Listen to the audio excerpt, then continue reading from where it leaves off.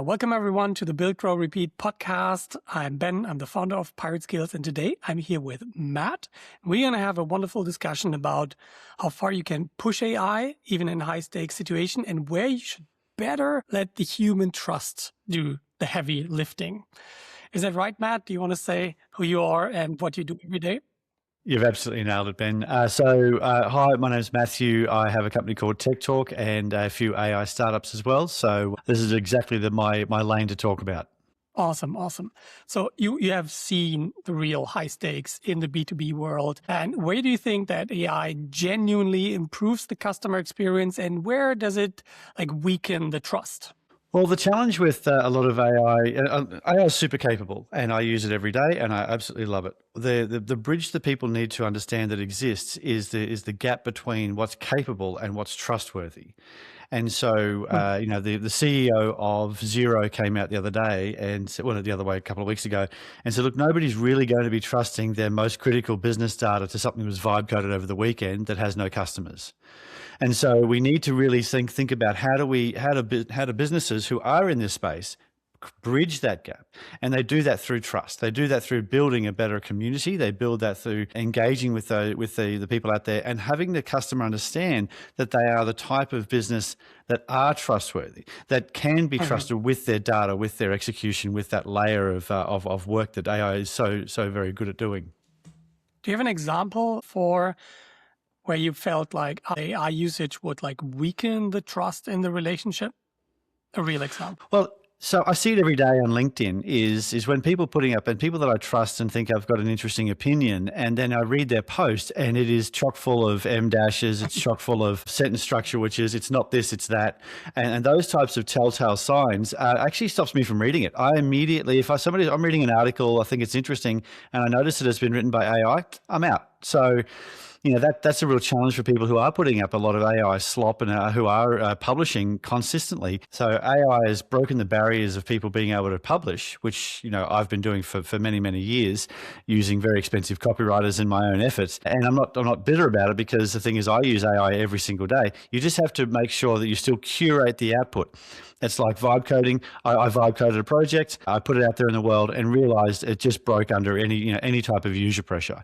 So, it was not, so I broke that trust with those couple of users. Luckily, we were using it internally to start with. So those are the types of things when it's obviously AI and it's poorly constructed and nobody's actually made the effort to put that human touch or curate it. That's when trust breaks. All right.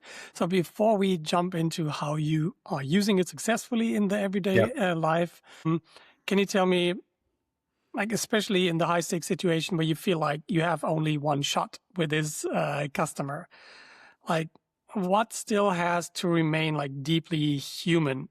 And no matter how good the AI gets, what do you think where that is before we move on to a bit more positive view on how to leverage AI for us in everyday work?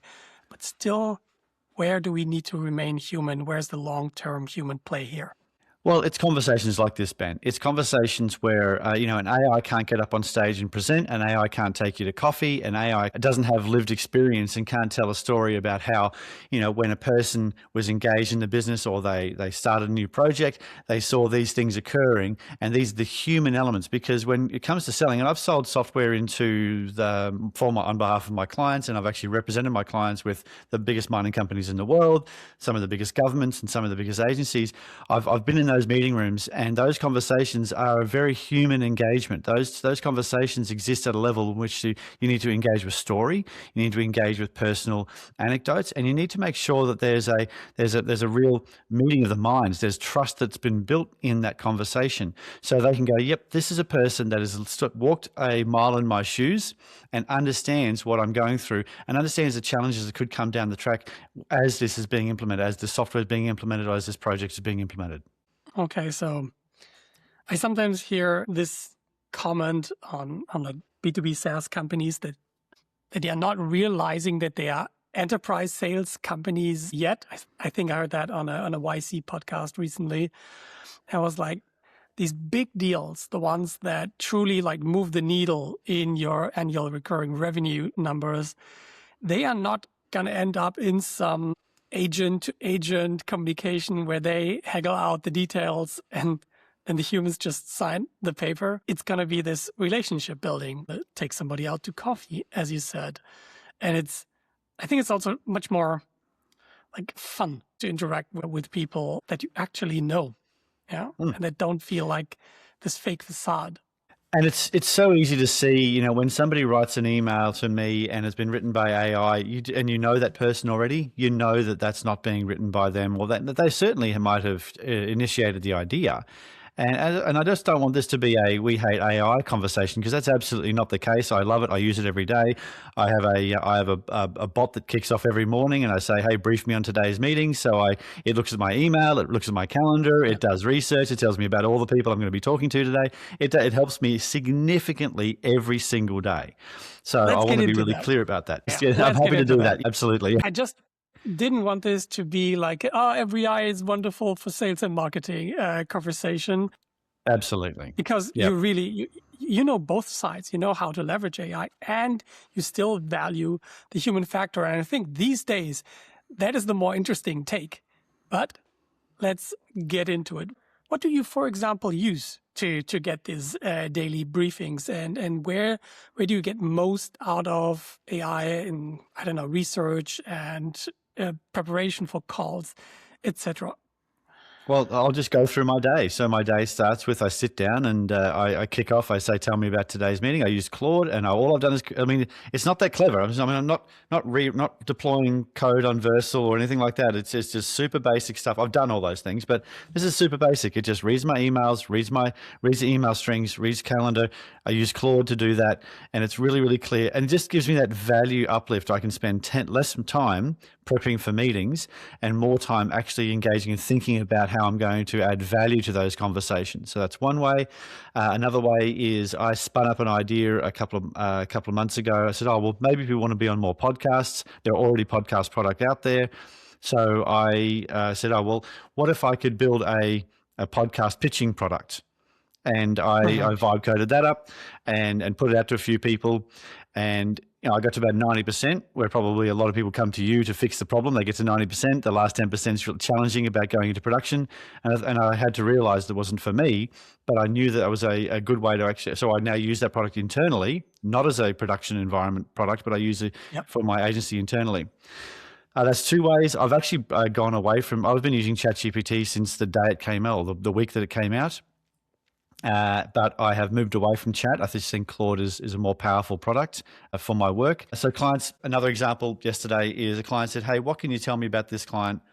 And I went ahead and I've built a research analyst in Claude, and it's got rules about what my client wants and what my client expects as the outcome. And it doesn't need 6 pages of briefing. It needs a 1-pager. It needs the C-suite. And I went, boom, here's the URL. Give me that 1-pager, email to the client. I look clever. And it adds value, and it just takes that cycle of information from me going to look at Zoom info, me doing web research, or one of my team doing all that. That can all come back in a couple of minutes. So it's that type of leverage. Go ahead.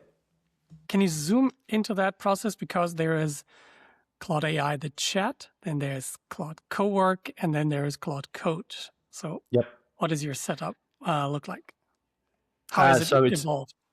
Yeah, so it's mainly just Claude. It's regular Claude. So I've used Claude Cowork to do the basics, and just play with it. So I'm just playing with Claude Cowork. I'm keep trying to give it jobs, but it continues to tell me it's not set up for that. So I wanted to automatically at 8 a.m. every day to do that. That meeting thing, it's not set for that. I could set it up through Zapier and have it trigger things and create a meeting. Those things are possible, but the juice isn't worth the squeeze. And I think that a lot of challenges for people like me is we get excited to go down a rabbit hole, and the juice isn't worth the squeeze. The effort and the energy goes into it. Could I spend an hour there, or the extra 2 seconds it takes me to say, and I use Whisperflow. I've stopped typing almost entirely, and it's fantastic because my prompts now, I can just hold the button down and talk for 5 minutes. And that is a huge difference in output that I get. And when it comes to Whisperflow is ridiculous. Yeah, it's fantastic. Just for people, maybe you can share your stats if you look them up. I'll share mine in between. That just gets it into people's head how much of a difference this makes to people like us who have a choice. We could use any product we like for that. We are not affiliated with Whisperflow whatsoever, but I No. spoke 700,000 words in the last 57 weeks into Whisperflow. That is Wow. more than 2K per week. I've never seen a product being so sticky in my life beyond the typical AI chats. And my fiance complains I'm talking more to the AI through Whisperflow than to her. Have you observed something else that is super sticky and it's gotten into your everyday life? I've never seen something that I have been so happy. Well, actually, it hasn't asked me to pay for it yet, which I thought it would be so far. But I've never found something that I've used literally every day, all day. I thought Trello was great when it first came out. I thought that I just haven't seen anything else. So I've only been using it for 5 weeks. I'm super late to the party here. 5 weeks, Only 46. Only 5 weeks, 46,000 words. Same sort of stats as what you're talking about. It's just that I've been doing it for a much shorter time. Yeah, but and you see these 10K words. The reason I want to definitely hear your opinion on it. Me, it is I just can rant and I can give it much more context on a situation, on a client, on a lead, whatever. And it will improve the results that I'm getting back so much more than if I had to type, I just give it the basic info. Have you found that similarly? %. It is so I would type in a prompt that would be a one-liner. I'm a salesperson and marketer. I can type, but it's not something that I'm naturally drawn to, and I can't touch type. I can't read something over here and type over there. I'm not a software developer. I am a salesperson, so I deal mainly in conversation. So my prompts would always be short, or I would click the audio button and talk at it. So I've been talking to my phone and computer for a long time. It's just that the immediate transcription of what I say, because I'll just, like this conversation, I'll start halfway through a sentence. I'll start a new idea. I'll go, oh, maybe it's 2 o'clock. Oh, no, let's make it 3. It'll all be this sort of stuff. And that is what Whisperflow cuts out and makes it really, really succinct and super useful. As I said, not affiliated. Wish I was, because I reckon I've recommended this to anybody who listens. It is a sickness how much I want to recommend people to use this. And I tried different things. I always came back. Like there was a time where there was this local voice to text thing that was really fast. But I just needed to get me. I needed to understand the words from my world, my company name, my fiance's name and everything. And it learns very fast, but enough on the Whisperflow glazing. Let's zoom in one more time to your Claude setup. So I'm curious, do you prefer to use the browser thing or the downloaded version? And how did you connect your email and calendar to it? So everyone understands. Okay, cool. So I use the installed version. I'm not sure which is better, honestly. Because the install version keeps needing updates. Almost every day, I need to press the update button, and I have a deep-seated need to update stuff all the time. So as soon as I see an update on my phone or my computer, I need to press that button. So I see that's a little distracting, but that's not a complaint really. But it's just a personality issue that I've got. So the Claude code. So I've got projects set up for every client. I've given it, and so this is actually one thing I figured out in the last probably 2 or 3 days, just to make sure those projects are really, really good. Is I open up a chat. And then I talk to it using Whisperflow saying, hey, I want to start a project. What I'm going to do is give you this. I'm going to give you that. I'm going to give you this. This is the outcomes I want to achieve. And just talk to it for 5 minutes.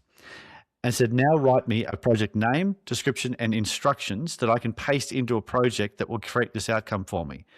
And it nice one. interprets everything. Because rather than me having to come up with it, I'm getting it to instruct itself about the outcomes. And then it goes through all of that. Then I just simply copy that block, stick it into a new project, and it works first time every time. So that is What are example projects? What are the most frequent use cases for projects? Is it just clients or? So data enrichment. So I have a project that is for a particular client with data enrichment. They have ideas, they have clients, they're a large ERP provider to manufacturing, military and defense and aerospace. So those types of businesses. So they need to be able to get deep level information about the types of businesses they have. So I've set this project up, and now last night I just literally took the URL, popped it in there and said, give me a report, and it gives me the report. Then I use it for every client. I use it for my own stuff. I use it as an idea manager. My wife uses it to run her day because she's an accountant and has lots of 1,000 ideas a minute. She's the company operations person and the company accountant. She basically does everything that I don't, and I don't do a lot. So I do sales and marketing and promotion. She does everything else inside the organization. And so she just goes in there and she has an every day. She goes, this is some new ideas. What am I doing today? And she basically has an assistant set up in as a project.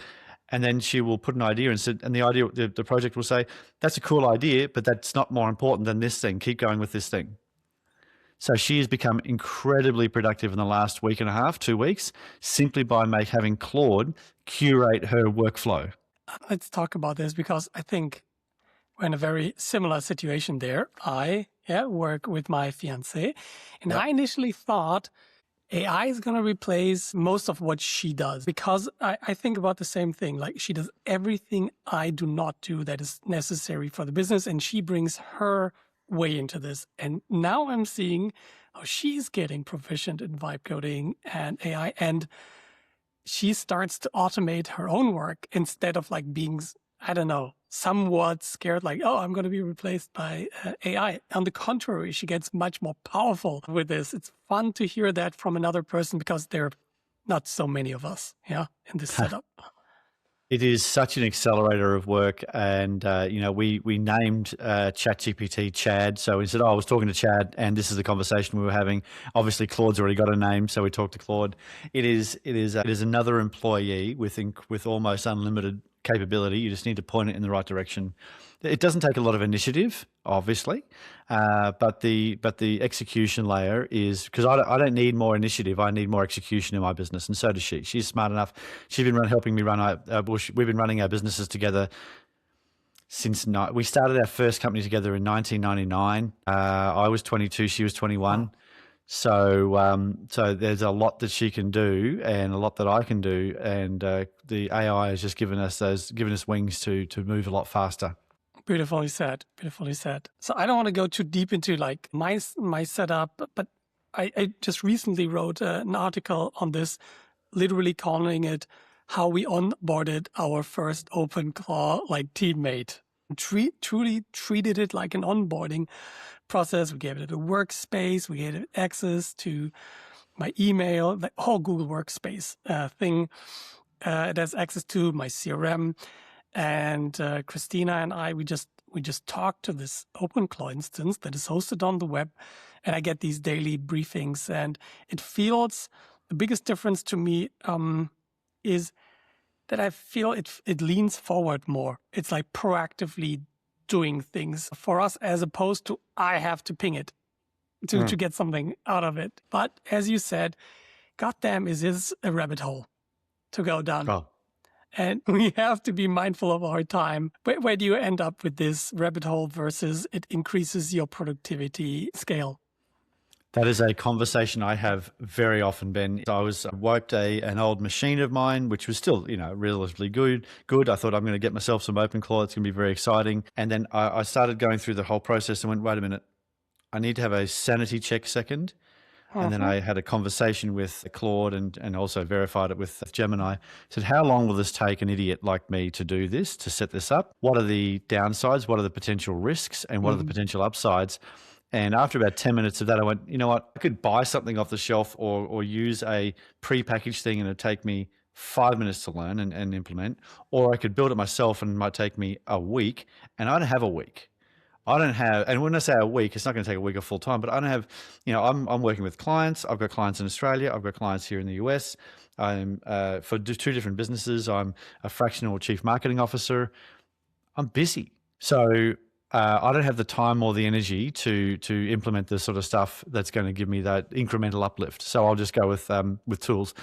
And I'm not a technical person. So I just want to be really clear. For technical people, this might be a fun project to do. I'm not a technical person. Having a conversation with a real human, that's a fun thing for me to do. But there's always this feeling of FOMO. Like if I don't invest the time, I'm not on the skill edge and shit like that. And remember, I think we both use Clay. Yep. Like it's hard to go back once you have seen something like Clay. That was like pre all of the OpenClaw craze and everything, and before the AI models started using our computers. And this was already like mind blowing what you could do there. And I sometimes get this feeling, and you might remember your feeling when you got to know Clay a little bit better. Maybe you can describe that and take us there and tell us how useful it is for research tasks, etc. Yeah, absolutely. So when I first started using Clay, I was probably a zealot like I am now with Whisperflow. It is, I'm saying, look, I can give it this information I pulled out of Zoom Info. I can then waterfall data enrich and then write an email or create an introduction for LinkedIn or give me some information that is perfectly bespoke for that individual. Like the subject line, the opening of the email, the body, everything except maybe the call to action in the email is perfectly bespoke for that person. And that type of waterfall data enrichment is outrageous. And I talk to people around here and I say, look, that's all very possible. You can en masse at scale send 1,000 emails, but every single one of them is different, and they can't cope with that. And that's technology's been around for a year or two, let alone what can be done now. Yep. So I love it. There's still so much to squeeze. Oh, yeah. From what is already possible. Like I have to hold back from living too much in the future, like because the distraction level increases and the productivity gains are like wonky. And I still think there is so much to squeeze there. I'm sure I'm using like 12.5% of Clay for what it could do for my business. Yeah. It's a real problem for people who are creative, but there's still so I think about work. So I read a book many, many years ago called The Game by Eliyahu Goldratt. So he introduced the idea through a narrative structure of manufacturing processes. And then they created a new book called The Phoenix Project, which was like the software version of the same narrative idea. And essentially, if you think about work as a manufacturing process, there's going to be bottlenecks in every process. And so the problem with creative people like you and me is we continue to pile stuff up at the front of the machine, and the higher you pile stuff at the front of the machine, the actual production line doesn't move faster. It actually gets confused about what to produce next. So the discipline that we need to exercise is what idea do we put into the machine first, and then wait. And that waiting is very, very painful.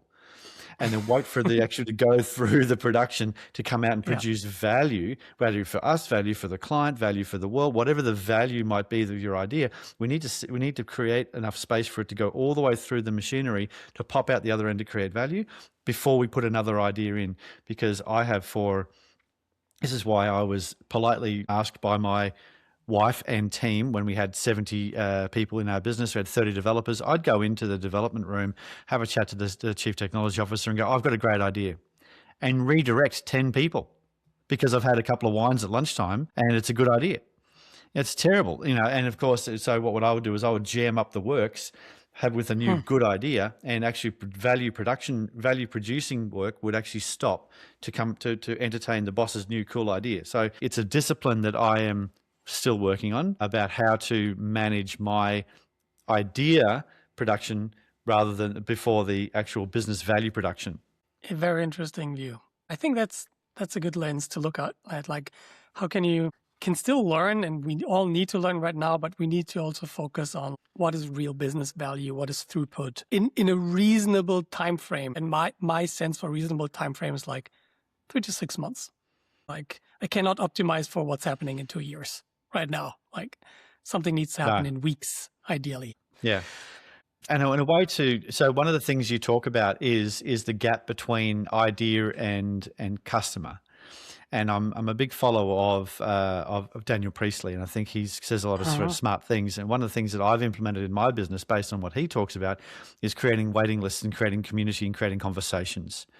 And so if you've got an idea, and I've done this before as well, if you've got an idea and you want to put it out there into the world, and if you've got a community of people that listen to you, or an email list, or enough connections on LinkedIn, whatever it might be, you can actually ask them, promote the idea and say to them, would this be something you'd be interested in? Tell me about your world, tell me about your work. Is this something you would buy? And if you can't get 100 people to say, I would buy this in the future if you made this, then don't make it. Like if there's no market for it, it might be a cool idea. Ben and Matt are going to sit around and be super inspired and excited about our cool edge case idea that's going to change the world. But if nobody's actually going to buy it, then why build it? Unless it's for entertainment purposes.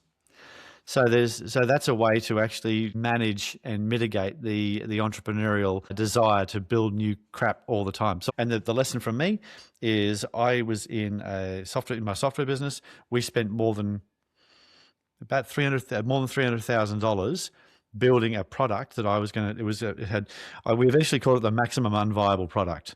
So it was every feature, every capability, conducted into every database, did all of these different things. It was going to be the greatest thing since sliced bread, and we never launched it because it took 3 years to build, and the market had moved. And so we spent hundreds of thousands of dollars building this thing, and I never actually asked anybody if they wanted to buy it. I just thought it was, and so I think Steve Jobs has done the world a disservice by being so vocal about his enthusiasm for having only ever talking to himself and only ever meeting with himself to think about new ideas and products. It was the test case of one or the user group of one.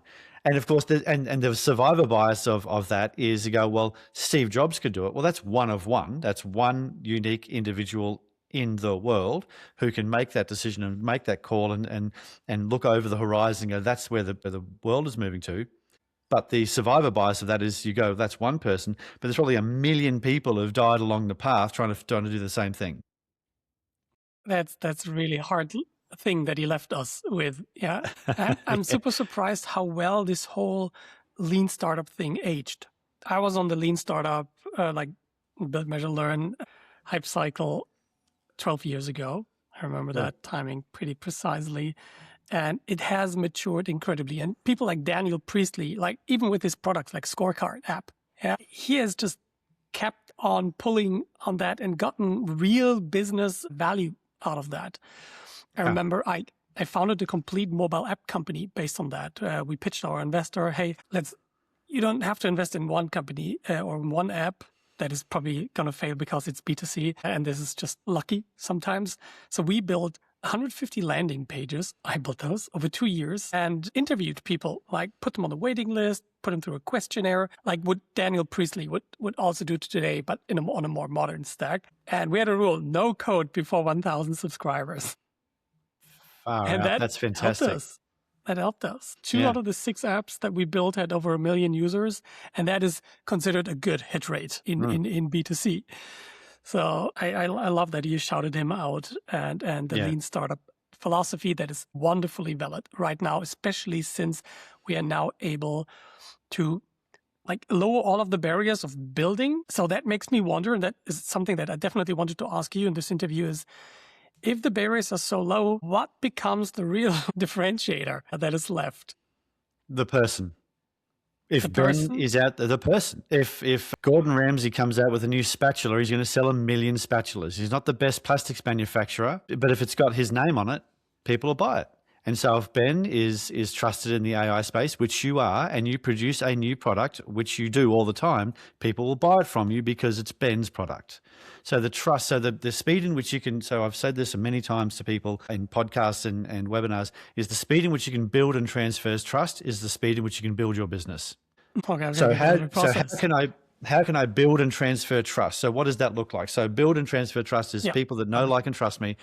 Then the previous products that I've sold and had added value to people's lives, have those people talk about how clever and useful and wonderful Ben is.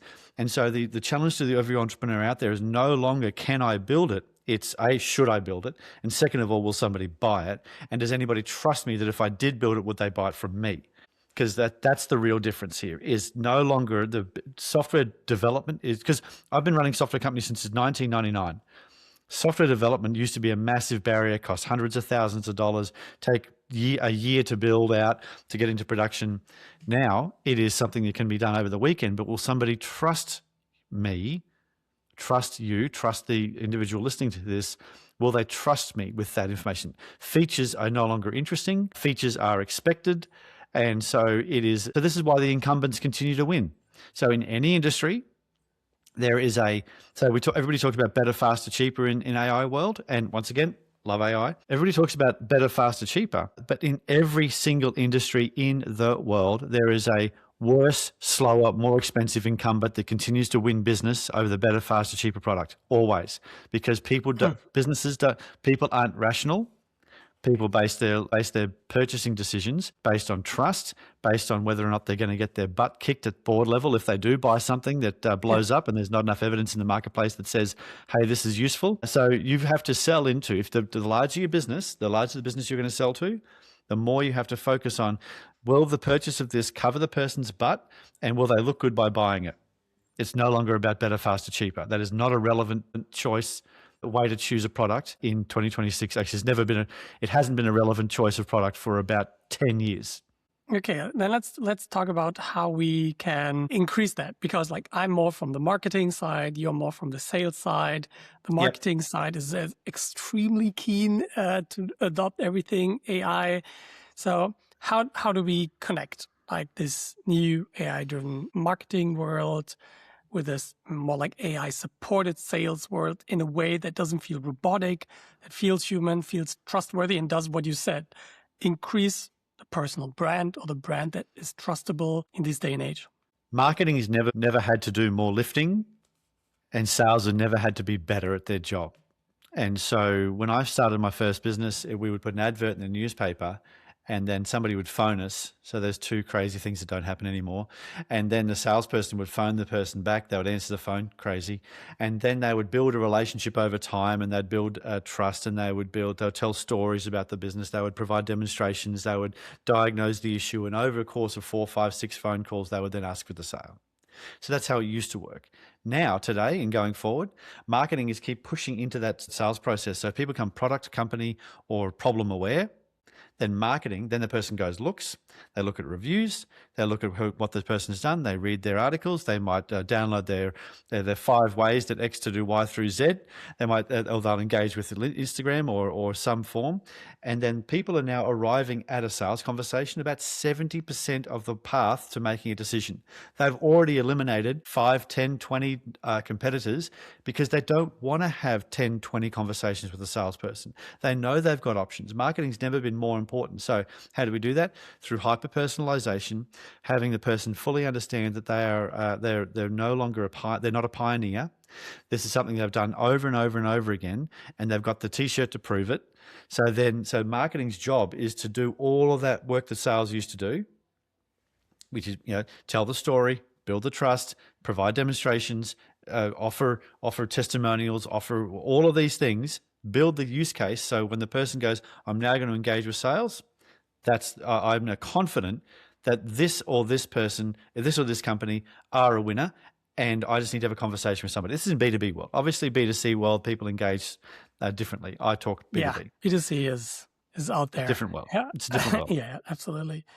So for me, then salespeople have never been more important than a salesperson has to be absolutely on point, day one, minute one, conversation one. I'm seeing salespeople have one chance to get that conversation right, or the person moves on to the next best option. So the salesperson has to have full context. They need to understand the marketing that's occurred. The old divide of sales and marketing, where marketing's over there doing arts and crafts and sales is over there playing golf and having lunch, that can't exist anymore, because they need to now come together as a sales and marketing unit. The salespeople need to know exactly how this person has arrived at this point in time, what they've consumed. This is why marketing technology must be able to provide the salesperson the level of context that they've downloaded this white paper or viewed this article, they've read this article, they've done this, they're from here, they have these types of problems in these types of organizations. They start the conversation, because if the client's moving at 50 kilometers an hour and the salesperson starts at 0, whiplash is going to occur and we're not going to get anywhere. Your salesperson needs to be moving at the same speed as the prospect. How does a setup like that look like from the perspective of a salesperson? What do they work with every day? What happens? So a useful and working CRM will provide them context, a useful and working research function. So it used to be outsourced people that would provide this research, or Google would provide the research. But also, when I say used to, that was only a small window before AI and these tools have been available. So it was only a small window in which that really existed, because people, even 5 years ago, you could start a sales conversation tell me about your industry. What do you guys do over there at ABC? What do you guys do over there at Pirate Skills? And they go, oh, well, we do this. Well, that's not an acceptable question anymore, because if a person doesn't know what Pirate Skills does and they're going to start a conversation with them, then Ben's going to go, well, you've made no effort. I've spent 2, 3, 4 hours consuming your content. You've spent 0 time understanding who I am. And so the conversation doesn't become useful. So today, it is setting up something that allows you to do a little bit of research. So in Pirate Skills, you deploy AI and you help people move from idea to the first customer. So what are the 2 or 3 things you do to help people do that? Boom, now you're in a real conversation with people from Pirate Skills or whatever business. Just to make it more concrete, you are joining a new company as fractional CMO, CSO type of person, and they have a CRM choice. Like, what are the choices where you feel like, oh my God, we're going to die here? And yes, I'm so glad they picked this or that setup. Name tools. Cool. So if a company is thinking about buying a CRM and they have Microsoft Dynamics as a front runner, I leave. Same. So I've been through that more than I want to ever again. So I won't really work with, so if they got Microsoft Dynamics fully baked in and it works and it's perfect and they've spent the $200,000 it takes to actually modify the thing to function like an actual CRM out of the box that most people have, cool. That's great. Go for it. Fill your boots. Never seen that. Never seen it. CRMs. So a lot of CRMs are either where data goes to die. So people go and say, oh, well, I made this phone call, but there's no useful information out of that. So you need to always add an analytics layer. So I use Zoho. Like, it's not that clever. It's not that brilliant. It's not that new. Right. We went from a full implementation of Salesforce, spent $70,000, $80,000 implementing it. I had 70 people at an enterprise level paying that every single month. That bill was astronomical in Australia. So we were paying Australian dollars. It was certainly a huge amount of money. And once again, I did my zero-based thinking. Zero-based thinking is an idea introduced by Brian Tracy, which is a sales trainer from the 80s and 90s. I love that. These tapes. So Brian Tracy would talk about zero-based thinking. If I was to start today knowing what I know now, would I do what I did? And that's my sanity check I talked about earlier. If I was to, looking, now I can use AI to do sanity checks on me. And so we looked at that and said, we're spending all this money. Let's go to market and see what's available and figure out what the genuine impact of this move would be. And we went from a implementation of Salesforce to Zoho. Salesforce does have a lot of bells and whistles, but we weren't using them. So what's the point? So we actually reduced that significantly down to Zoho. And this is not an advert for Zoho. No. I'm going to mention some tools as well. That I like. And what tools do you use? So I, for example, I set up a lot of HubSpot accounts. For example, if they had a Salesforce or a Microsoft Dynamic that they couldn't get rid of, especially for the marketing organization, I set up like a pre-CRM. Until a call was booked. And that I would set up in something like a HubSpot or Pipedrive. And what I observed just for myself is I don't like CRMs that feel like a job, like a full-time person has to take care of it. I essentially want a CRM that has a very easy connection with something like Claude that I can just talk to. Needs to have an MCP server, needs to allow me to update deals, persons, companies. And then you become very flexible, something modular like Zoho, or I use something very Notion looking like called Attio. Very lean, but very AI native. And of course, like I just talk. I do not trust myself to be a good documentation person in the sales process. So what do? I feed it transcripts, I feed documents and everything. And it does all of this documentation for me. If I had 5 salespeople, I would insist like ideally no one is actually touching the CRM, just using it as a nice pipeline UI. But whenever you want to edit something, please just talk to this chat here that I provided to you. It's doing a hell of a better job than 99% of people, especially me. This is what I do usually. Absolutely. I really do like HubSpot. I think it's a great tool. The challenge is it starts becoming outrageously expensive when you start growing a huge database and communicating and adding in all their tools. And it's a full-time job. And once again, it's a big job. So I've actually got a little mental list of how many clients I've moved from HubSpot because they go, well, I'm not getting the value out of it. Because we want to create email structure and email follow-ups. And as soon as you click on that follow-up sequence, it becomes more expensive. But early stage, if somebody's early stage, HubSpot is great. Absolutely. One last question. So if you're like founder or marketer or salesperson right now, and you think about how can I use AI to get more business value out of it without losing the human touch, what would you recommend and what they would maybe automate first or how they could protect their costs? Give it a go. Well, I'll give you so AI is a tool. And so how I think about this is what outcome am I trying to produce here? And so what hopefully we've established through this conversation is that, trust is the currency of the future or the currency of now. And so really I'll be thinking about how you can go ahead and publish and communicate your value more effectively. And that is it. That's really, so that's and I know that I'm reasonably myopic. I'm a salesperson and marketer. So, I've got blinkers on here. And it is obviously we're using AI to help me with sales processes and help me with sales conversations. I've built sales playbooks and conversation frameworks based on my knowledge and previous books that I've authored. And then I've fed that all to the AI, which is the AI that we have, and then fed that all and then produced outputs for these customers, which significantly provides value. But really, at the end of the day, I would be putting more ideas of your own into the market. And if it takes AI to help you co-think, then use it. If you produce AI slop, if you're producing things chock full of if this, then that, or sorry, it's not this, it's a movement, or those types of sentence structures, if you're not curating your output, then you're going to be ignored more than if you had just put out a poorly worded answer. All right. So can you just to finish up, describe what is your personal ideal customer profile and how can they get in touch with you if they want to work with you? Got it. So people come and work with me when they've broken over the barrier of they've got clients, they've got referrals, they're doing a good job. So a good piece of software or a good product in the marketplace is got product market fit. My best customers are usually software and SaaS businesses who it's time to put the foot down on the accelerator of their go-to-market movements, of their sales and marketing and strategy. Because a lot of founders that I come across, they're at the $1 million, $2 million range. They've hustled into a point where they've generated enough business. Now it's time to go, right, I need to go from 2 to 10. And the gap between 0 to 2 is massive, and the gap between 2 to 10 is also massive. And it takes a different way of operating a business to go from 1 to 2 to 2 to 10. So I bridge that gap between that 2 to 10 mark, where we implement the strategy, the processes, the marketing structure, all of the pieces in there that allow them to start working marketing math, which is put 1 unit of cost in and get 3 units of earning out. So put $1 in, get $3 out. Because once you establish that truth, then it's just a matter of how many $1 you put into the front of the machine, the production machine, to get the $3 out.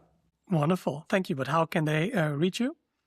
So of course I'm on LinkedIn, so Matthew Whyatt on LinkedIn, and my business is Tech Talk, TECHTORQUE, so like engine talk. Wonderful. I'll put that in the show notes. Thank you so much for joining us and sharing so freely. Absolutely, Ben. My pleasure. Have a good one. Bye for now.